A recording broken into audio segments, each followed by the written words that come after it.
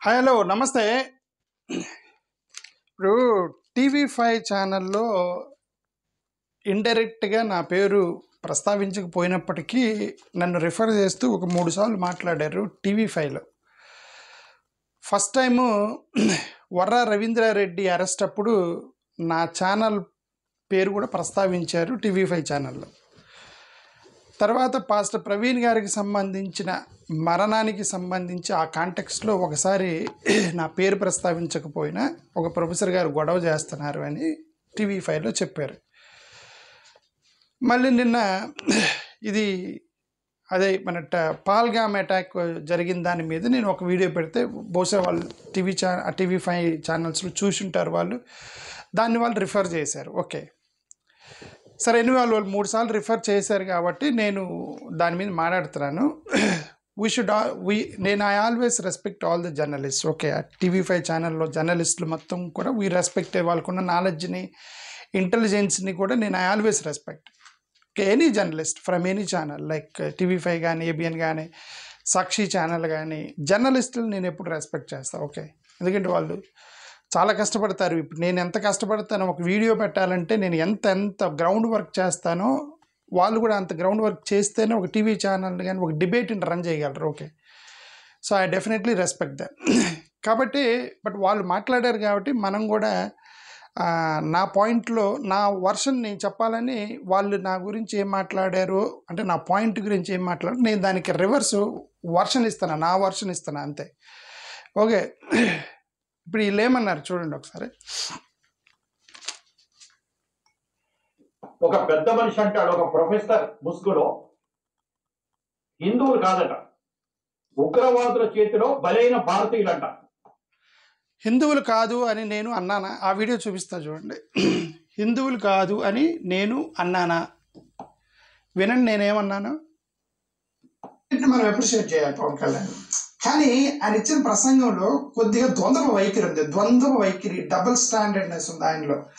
అది చెప్తాను చూడండి. ఆయన ఏమన్నాడు, ఓకే ఇప్పుడు అరే చంపిన వాళ్ళు ఏమంటారు, చనిపోయిన వాళ్ళు భారతీయులు, ఆ చనిపోయిన వాళ్ళు ఇండియన్స్, ఆ ఇండియన్స్ చనిపోయారు 26 మందిని చంపేశాడు ఉగ్రవాదులు, వాళ్ళు వెనక పాకిస్తాన్ వాడు హస్తం ఉందని చెప్పి అనుమానాలు కాదు, నిజమే, మేము నమ్ముతున్నాము. మీరు ఆర్మీని పట్టుకొని పోయి యుద్ధం చేయండి అని మేమే చెప్తున్నాం కదా. సెక్యులర్ వాదులమి లేదు, మా హిందువులు చంపారు. సరే, హిందువులనే చంపారా? హిందువులు చంపిన భారతీయులు కదా వాళ్ళు. నేను వాళ్ళు ఏమన్నాను, హిందువులనే చంపారు, హిందువుల్ని చంపిన కాదు భారతీయులే కదా అన్నాను తప్ప హిందువులు కాదని నేను ఎప్పుడన్నాను? ఓకే, మరి ఎందుకు వీళ్ళు ఇట్లా అన్నారో నాకైతే తెలియదు. ఓకే, ఇంకొకసారి వినండి. నేను హిందూ కాదన్నాను అని చెప్తున్నారు. ఓకే, ఉగ్రవాదుల చేతిలో బలైన భారతీయులంట. ఇలాంటి సన్నాయి నొక్కులు ఆపండి. సెక్యులరిస్ట్ అర్థమైందా? ఇలాంటి సన్నాయి నొక్కులు ఆపండి. ఉగ్రవాదులు చనిపోయిన వాళ్ళు భారతీయులంట. భారతీయులు కాదా? ఎవరు మరి చనిపోయింది? ఇప్పుడు పహల్గామ్లో చనిపోయినటువంటి 26 కుటుంబాలు భారతీయులు కాదా? ఎవరు చనిపోయారు?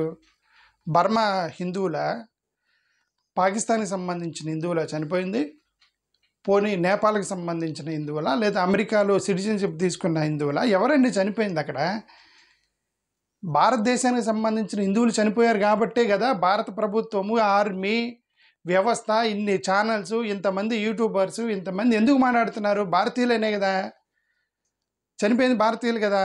నేను అందే కదా భారతీయులు చనిపోయారు అని. చనిపోయింది భారతీయులంట, హిందువులు కాదంట అని అన్నాను అని చెప్పి చెప్తున్నారు. ఫస్ట్ ఆఫ్ ఆల్ ఇప్పుడు ఫండమెంటల్లీ ఒకటే బ్రదర్, ఇప్పుడు నేను ఇండియన్ని అంటా, నేను ఇండియన్ని అంటా, వేరే వాళ్ళు లేదు నువ్వు ఆంధ్రా వాడివి అంటారు.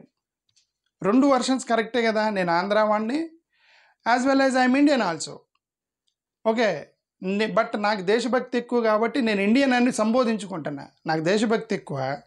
ఇప్పుడు వీళ్ళన్న దేశభక్తి కాదు, మన దేశభక్తి నిజమైన దేశభక్తి. ఓకే, కొన్ని మతం పేరుతో వచ్చే దేశభక్తి అది వేరు. నేనేమన్నా చనిపోయిన వాళ్ళు భారతీయులు అన్నా కాబట్టి, ఎందుకంటే నాకు దేశభక్తి ఉంది కాబట్టి నేను చనిపోయిన వాళ్ళు భారతీయులు అన్నా. Because I'm Indian, I pity for my fellow Indians. నా తోటి భారతీయులు చనిపోయారని నేను బాధను వ్యక్తపరిచాను. Because I'm a patriot. నాకు దేశభక్తి ఎక్కువ, నాకు దేశం అంటే ప్రేమ ఉంది కాబట్టి నా ఫెలో భారతీయులు చనిపోయారు, నేను బాధపడ్డాను. వీళ్ళేమంటారు, నువ్వు భారతీయుడు అని పిలవద్దు, హిందూ అని పిలవమంటారు నన్ను. ఓకే, కరెక్టే, చనిపోయిన వాళ్ళు హిందూ అన్నమాట కరెక్ట్, వాస్తవమే. వాళ్ళలో ఒక క్రిస్టియన్ ఉన్నారట, ఒక ముస్లిం ఉన్నారట, మిగతా వాళ్ళు మొత్తం హిందువులే ఉన్నారు. ఆబ్వియస్లీ భారతదేశంలో ఎక్కువ మంది హిందువులే ఉంటారు. ఓకే, సో ఇది దీంట్లో సన్నాయి నొక్కులు ఏం లేదు. నేను చెప్పిన మాట everything I spoke very well and పర్ఫెక్టే. నేను చాలా జాగ్రత్తగానే మాట్లాడతాను. అంటే ఇప్పుడు కొన్ని టీవీ ఛానళ్ళు వాళ్ళు భజనే కార్యక్రమం చేస్తున్నప్పుడు సన్నాయి నొక్కులు నొక్కటంలో పెద్ద ప్రాబ్లం లేదని నేను అనుకున్నా. కొన్ని టీవీ ఛానల్స్లో వాళ్ళు భజనే చేస్తారు. ఓకే, డోలు డ్రమ్ము మొత్తం వాయిస్తూ ఉంటారు. సన్నాయి నొక్కులతో పెద్ద ప్రాబ్లం లేదని నేనైతే అనుకుంటున్నా. ఓకే, ఎనివే ఆ సన్నాయి నొక్కులు కూడా నేను నొక్కలే. నేనేమన్నానంటే చనిపోయిన వాళ్ళు భారతీయులు అనేటువంటి మాటకి నేను కట్టుబడి ఉన్నా. వాళ్ళు నిజంగా భారతీయులు కాబట్టి నరేంద్ర మోడీ గారు స్పందించారు, ఇంతమంది రాహుల్ గాంధీ స్పందించాడు, ఇన్ని పార్టీలు స్పందించాయి, వైఎస్ఆర్సీపీ, టీడీపీ ఇన్ని ఎందుకు స్పందించాయి? భారతీయులు కాబట్టే కదా. మనం ఎందుకు స్పందిస్తున్నాం? భారతీయులు కాబట్టే కదా. Okay, let us call them as Indians అనేది నేను దానికి కట్టుబడి ఉన్నా. ఓకే, హిందువులు అయితే అయి ఉండవచ్చు, మెజారిటీ హిందువులు చనిపోయి ఉండవచ్చు. దానికి నేను చాలా వీడియోలు మాట్లాడి ఇంత మాట్లాడాల్సిన అవసరం లేదు. ఇంకోటి, ఇప్పుడు ఇది ఒకసారి మాట్లాడారు నా గురించి, ఇంక రెండోసారి ఆయన పేరేంటి పాస్టర్ ప్రవీణ్ గారికి సంబంధించి కూడా మెన్షన్ చేశారు. వినండి ఏమన్నారు. పదాన్ని నిషేధించండి, చాలిక. ఓ గాడ్, సెక్యులర్ వినండి, సెక్యులర్ పదాన్ని నిషేధించండి. What is this? చాలిక, అన్ని మతాల్ని గౌరవిస్తాం కానీ ఇస్తాం. సెక్యులరిజం అనే పదాన్ని నిషేధించండి. సెక్యులరిజం అనే పదాన్ని నిషేధించడం అంటే భారత రాజ్యాంగాన్ని మార్చాలన్నటువంటి మనకి అందరికీ తెలిసి ఉండాలి. సెక్యులరిజం అనే పదాన్ని ఎలా నిషేధిస్తారు?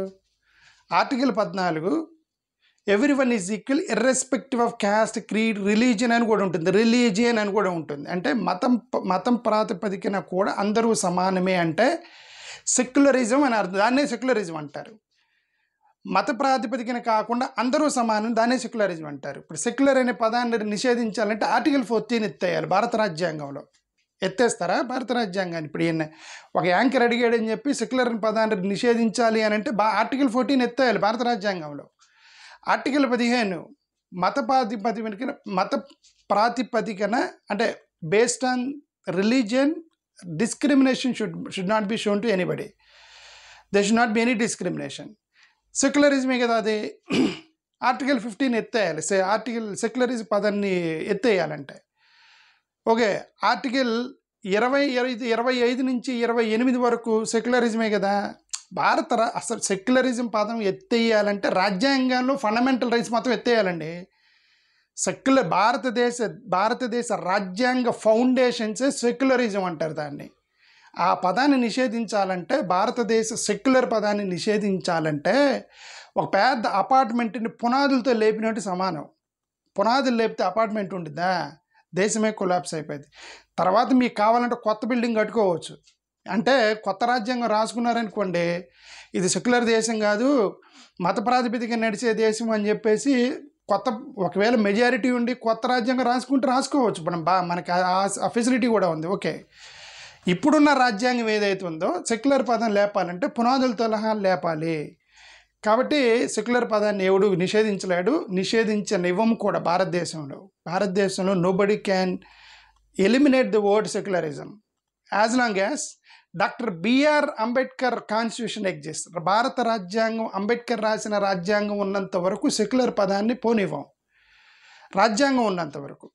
అదే డాక్టర్ బిఆర్ అంబేద్కర్ యొక్క ఆశయాల కోసం మేము పనిచేస్తున్నాం కాబట్టి మేము we fight for his vision of doctor B R Ambedkar. That's it. Okay, moreover ఇప్పుడు వీళ్ళు TV5 ఛానల్ అంటే కమాన్, ఇది తెలుగుదేశం వాయిస్గా అనుకుంటారు ఎవరన్నా. TV5 కానీ, ABN కానీ, మహా న్యూస్ కానీ వీళ్ళందరూ TV5లో మాట్లాడుతున్నారు అని అంటే టీడీపీ మాట్లాడుతున్నట్టు అనుకుంటారు. మీరు ఇక్కడ టీవీ ఛానల్లో కూర్చొని సెక్యులరిజం పదాన్ని నిషేధించండి అని అంటే అది ఎంత ఎఫెక్ట్ పడుతుంది టీడీపీ మీద ఆలోచించలేదా వీళ్ళు? చంద్రబాబు నాయుడు గారు పర్మిషన్ ఇచ్చారా అలా మాట్లాడటానికి? వీళ్ళకి లోకేష్ గారు పర్మిషన్ ఇచ్చారా? సరే, నాకేందంటే వీళ్ళందరూ కలిసి లోకేష్ యొక్క కెరీర్ని రిస్క్లో పెడుతున్నారేమో నాకు చాలాసార్లు అనిపించింది. చంద్రబాబు నాయుడు గారు ఎక్స్పీరియన్స్ పర్సన్ కాబట్టి, ఆయన వయసు అయిపోయింది కాబట్టి, ఆయన ఏదో నానా తిప్పలు పడి ఎక్కడ పొత్తులు పెట్టుకోవాలి, ఎక్కడ హిందుత్వవాదం అనాలి, ఎక్కడ సెక్యులరిజం అనాలి అని ఆయనకి తెలుసు కాబట్టి నానా తిప్పలు పడి ఒక పక్క పవన్ కళ్యాణ్ ఓటుల్ని, బీజేపీ ఓటుల్ని, హిందుత్వవాదుల ఓటుల్ని, బీసీల ఓటుల్ని, ఓకే మా వర్గీకరణ పేరుతోటి మాదిగల ఓటుల్ని, ఇన్ని ఓటుల్ని పూలప్ చేయగలిగాడు చంద్రబాబు నాయుడు గారు. ఆయన ఎక్స్పీరియన్స్ ఉంది కాబట్టి. రేపొద్దు లోకేష్ చేయొచ్చు, చేయకపోవచ్చు, రైట్? లోకేష్ని చిన్నగా చూడవచ్చు. ఇప్పుడు పవన్ కళ్యాణ్ గారు ఇప్పుడు చంద్రబాబు నాయుడు గారి యొక్క నాయకత్వంలో పనిచేస్తున్నానని చాలాసార్లు చెప్పాడు పవన్ కళ్యాణ్. రేపొద్దు లోకేష్ నాయకత్వంలో పనిచేస్తున్న గ్యారెంటీ ఏముంది? ఓకే, రేపొద్దున బీజేపీ నారా లోకేష్ చిన్నోడే కదా, అతను తొక్కుదామని అనిపించవచ్చు బీజేపీ వాళ్ళకి. అప్పుడు పరిస్థితి ఏంటి? కాబట్టి ఈ సెక్యులర్ ఇప్పుడుగా బీజేపీతో మనం పొత్తులో ఉన్నాం కదా అని చెప్పి టీడీపీకి సెక్యులర్ పదానికి డిస్కనెక్ట్ చేయకండి. This is going to effect largely on the career of Nara Lokesh. నేను చాలాసార్లు చెప్పాను ఇది. నారా లోకేష్ కెరీర్ని రిస్క్లో పెడుతున్నారు వీళ్ళు అని. ఓకే సరే, ఎనివే అది వాళ్ళు చూసుకుంటారు, టీడీపీ వాళ్ళు, వాళ్ళ ఛానలే కాబట్టి. Okay next. అన్ని మతాల్ని గౌరవిస్తాం కానీ సెక్యులరిస్ట్ ఓన్లీ ప్రభుత్వమే. ఇదేందండి సెక్యులరిజం అంటే? ప్రభుత్వం అంటే భారత రాజ్యాంగం ఫండమెంటల్ రైట్స్ రాసింది ప్రభుత్వానికి కాదు, ప్రజలకి. ప్రభుత్వానికి అది ప్రజలకు రాశారు ఫండమెంటల్ రైట్స్. ఆ ఫండమెంటల్ రైట్సే సెక్యులరిజం ఫౌండేషన్ మీద వచ్చింది. ఓకే, దాన్ని ఎవరు తీసేయలేరు. ప్రజలకు ఎలా సేవ చేయాలని 1-2 ఎక్స్ట్రా పారాగ్రాఫ్లు, ఎక్స్ట్రా చాప్టర్లు ప్రభుత్వానికి పెట్టారు తప్ప ప్రభుత్వం కింద ప్రజలు ఏం చేయాలనేది చాప్టర్లు లేదు. రాజ్యాంగం మొత్తం ప్రజలకు ఇచ్చింది. ఆ తర్వాత 1-2 ఎక్స్ట్రా చాప్టర్లు ప్రభుత్వానికి ఇచ్చారు. Okay, fundamentally wrong understanding of secularism మీద నాకు అనుకుంటున్నా. ఓకే, రెండోది, పాస్టర్ ప్రవీణ్ పగడాల చనిపోతే లేని పొంది గొడవ చేస్తున్నారు. ఆయనకు తెలిసి తెరవ గొడవ చేస్తున్నారు, రాజకీయం చేస్తున్నారు. అలాగే ఓ ప్రొఫెసర్ గారు, మిగతా వాళ్ళంతా కూడా ఏదేదో మాట్లాడుతున్నారు. వర్రా రవీంద్రారెడ్డి రిమాండ్ రిపోర్ట్ చూసి అది రెండోసారి నా గురించి ఏం మాట్లాడారంటే, పాస్టర్ ప్రవీణ్ గారు చనిపోతే గొడవ చేస్తున్నారు, ఒక ప్రొఫెసర్ గారు కూడా గొడవ చేస్తున్నారన్న. నేనే చాలా ఎక్కువ వీడియోలు పెట్టాను కాబట్టి నేను దాన్ని యాక్సెప్ట్ చేస్తున్నా. ప్రవీణ్ పగడాల గారి మీద అనుమానం వ్యక్తం చేసిన వాళ్ళలో బలంగా నేను కూడా ఒకనే. Okay, I agree with that. కాదు ఏంటంటే, ఆయన మాట్లాడేటప్పుడు మీ దగ్గర ఆధారాలు ఉంటే చూపించండి, మీరు గొడవ చేస్తారేంటి అన్నాడు యాంకర్ సాంబశివరావు గారు అనుకుంటా. ఓకే, ఈయన అన్నారు. నేనేమన్నానంటే, మిగతా వాళ్ళు ఎవరైనా చచ్చిపోతేనేమో పోలీసులు, dog squad, clues team, SIT 1, CBI వీళ్ళందరూ వస్తారండి. పెద్దోళ్ళు ఎవరైనా చచ్చిపోతే, మా వాళ్ళు చచ్చిపోతే, లేదా మా దళితులు, మైనారిటీసో, లేదంటే పేద బడుగు బలహీన వర్గాలు, పేద వర్గాలు చచ్చిపోతే మాత్రం మేము ఆధారాలు ఇవ్వాలా? మీ వాళ్ళు చచ్చిపోతే పోలీసులు, క్లూస్ టీంలు, సిబిఐ అన్నీ పనిచేస్తాయి. మా వాళ్ళు చచ్చిపోతే మేము ఆధారాలు తీస్తే కేసు ఉండిద్ది, లేకపోతే ఉండదా? Fundamentally right.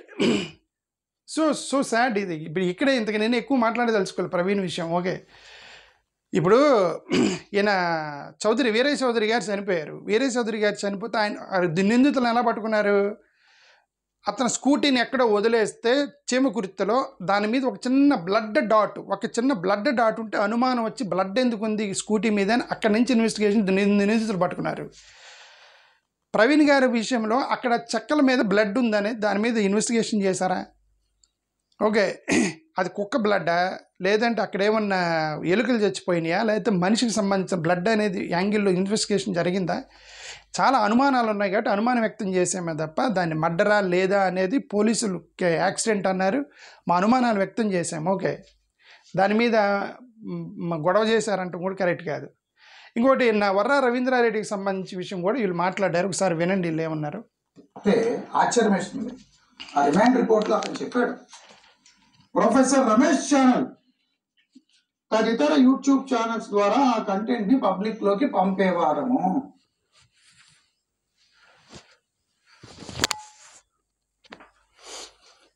సో అది సంగతి. మూడోసారి ఏంటంటే, వర్రా రవీంద్రారెడ్డి గారిని అరెస్ట్ చేసినప్పుడు అని ఒక వైఎస్ఆర్సీపీ సోషల్ మీడియా కార్యకర్త అరెస్ట్ అయినప్పుడు నా పేరు ప్రస్తావించారు. చాలా ఛానల్స్లో నా పేరు కూడా చదివారు.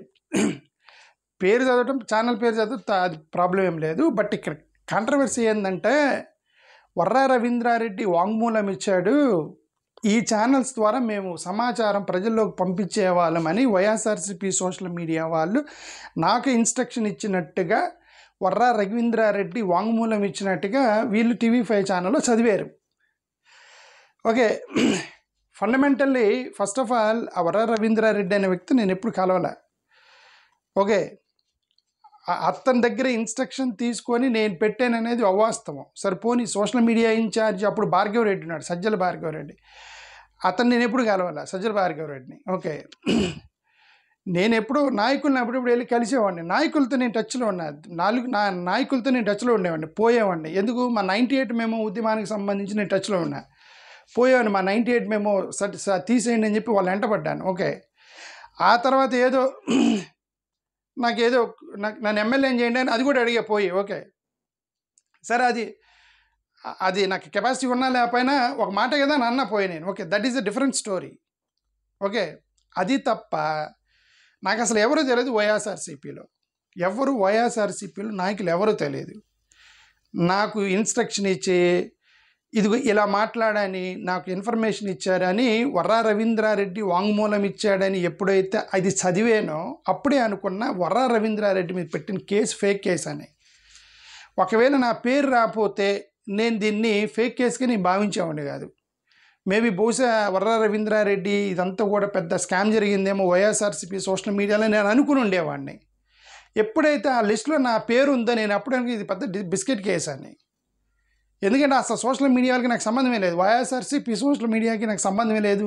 ఓకే, మరి అలాంటిది నా పేరు అతను ఎందుకు చెప్తాడు? నన్ను ఎప్పుడు కలిశాడు? నేను ఎప్పుడు కలిశాను అతన్ని? అతను నా పేరు ఎందుకు చెప్తాడు? సరే, ఫోన్ నా వీడియో చూశాడు అనుకోండి, ఇప్పుడు యూట్యూబ్లో అందరూ చూస్తుంటారుగా. ఒకవేళ వర్రా రవీంద్రారెడ్డి నా వీడియో చూశాడు అనుకోండి, కనీసం నా వీడియో కింద ఎక్కడో కామెంట్ చేసి రమేష్ గారు I want to talk to అని ఏదో కాంటాక్ట్ చేసి ఉండాలి. అవసరం కూడా లేదు. నాకు చాలామంది నా వైఎస్ఆర్సీపీలో చాలామంది రమేష్ నంబర్ కావాలని పెద్ద కష్టమేం కాదు. ఎందుకంటే నేను అందరి దగ్గరికి వెళ్ళి 98 మెమో తీసేయండి అని లెటర్ రాసి ప్రతి ఆఫీసులో ఇచ్చేసిన వైఎస్ఆర్సీపీ గవర్నమెంట్లో 98 మెమో రద్దు చేయండి అని సజ్జల గారి దగ్గర నుంచి ఎమ్మెల్యేలు ఎంపీలు మొత్తానికి ఒక లెటర్ ఇచ్చాను. నా నెంబర్ పట్టుకోవడం పెద్ద కష్టం కాదు, నా నెంబర్ ఇచ్చేవి. ఏ రోజు నాకు ఫోన్ చేసి కాంటాక్ట్ కూడా చేయలేదు కదా అతను. సో ఇదంతా కూడా ఏంటంటే రవీంద్రారెడ్డి వాంగ్మూలం ఇచ్చాడు, ఇదంతా ఫేక్, అదేం లేదు.